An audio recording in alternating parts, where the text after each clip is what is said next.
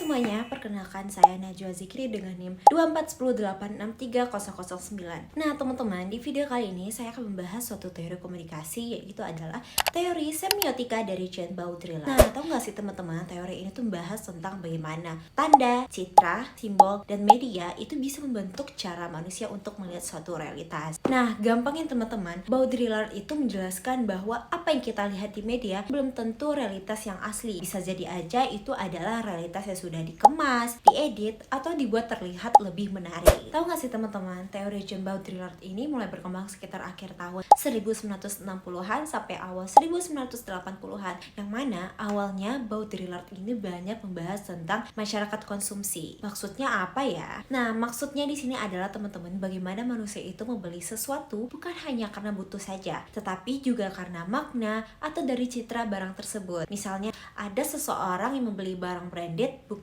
hanya karena fungsinya saja, tetapi karena barang itu bisa menunjukkan sebuah status, gaya hidup, atau image tertentu. Dari pemikiran itu, kita bisa tahu bahwa teori Baudrillard ini berkembang ke konsep yang lebih terkenal, yaitu ada 3 konsepnya: simulacra, simulation, dan hyperreality. Oke teman-teman, kita akan bahas pertama, yaitu adalah simulacra. Nah, simulacra ini adalah sebagai gambaran, tiuran, atau citra yang terlihat seperti nyata, tapi sebenarnya itu tidak selalu punya hubungan langsung dengan kenyataan aslinya. Simulacra itu seperti versi tampilan dari realitas. Nah, contohnya dalam kehidupan seseorang di Instagram yang terlihat selalu bahagia, estetik, dan sempurna. Nah, itu sebenarnya itu bukan berarti sepenuhnya palsu, tapi yang ditampilkan itu sudah dipilih dan dikemas bagaimana kelihatan lebih ideal dari kehidupan aslinya. Nah, yang kedua itu adalah simulation, bagaimana proses membuat sesuatu itu terlihat lebih nyata. Jadi kalau misalnya simulacra itu hasil atau bentuk tiruannya, sedangkan simulation itu adalah bagaimana sih proses pembuatannya. Misalnya ada seseorang mengambil foto dari angel terbaik dengan menggunakan filter, mengedit warna, lalu menulis caption yang menarik. Semua proses itu bisa membuat sebuah tampilan terlihat lebih nyata,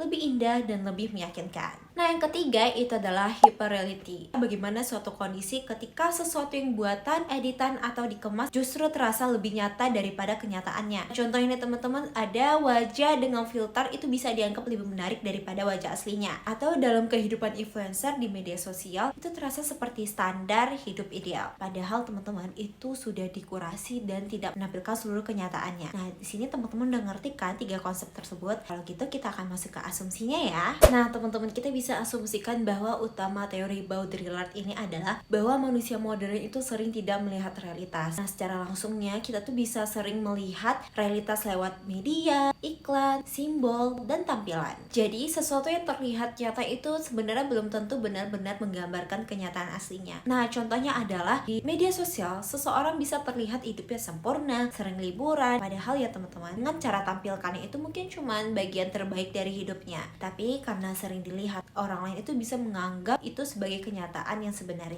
Penerapan di dalam jurnal atau penelitiannya adalah teori Baudrillard itu banyak digunakan dalam jurnal atau penelitian komunikasi dan media. Terutama itu untuk membahas fenomena yang berkaitan dengan media, sosial, iklan, citra diri, dan budaya digital. Contohnya adalah pada penelitian tentang budaya Instagramable. Dalam penelitian ini, Instagram dilihat bukan hanya sebagai tempat membagikan foto atau video saja, tetapi juga sebagai ruang untuk membangun citra diri. Kalau dilihat dari teori Baudrillard ini, hal ini termasuk dalam konsep simulacra dan hyperreality. Karena yang ditampilkan di Instagram itu seringkali bukan realitas yang utuh, melainkan realitas yang sudah dipilih, diedit, dan dikemas. Selain itu, teori Baudrillard ini juga bisa diterapkan dalam penelitian tentang fake news atau berita palsu, yang mana di media sosial, batas antara fakta, opini, manipulasi, hiburan, kadang informasi yang belum tentu benar bisa terlihat itu meyakinkan karena kita menggunakan judul yang menarik, gambar yang sinematis, atau narasi yang dibuat seolah-olah fakta. Nah, teman-teman kepo nggak sih perkembangannya gimana? Kalau dilihat sekarang, teori Jean Baudrillard itu masih sangat relevan, bahkan makin cocok dengan kehidupan digital saat ini. Nah, dulu Baudrillard itu banyak membahas tentang televisi, iklan, media massa, dan masyarakat konsumsi. Tapi sekarang pemikirannya bisa digunakan untuk membaca fenomena modern. Atau yang itu juga sangat membantu kita untuk lebih kritis dalam melihat media agar tidak langsung percaya pada sesuatu yang hanya karena tampilannya terlihat nyata, menarik, atau meyakinkan. Nah, mungkin sekian penjelasan dari saya tentang teori semiotika Jean Baudrillard. Sekian dari saya akhiri. Terima kasih, bye-bye.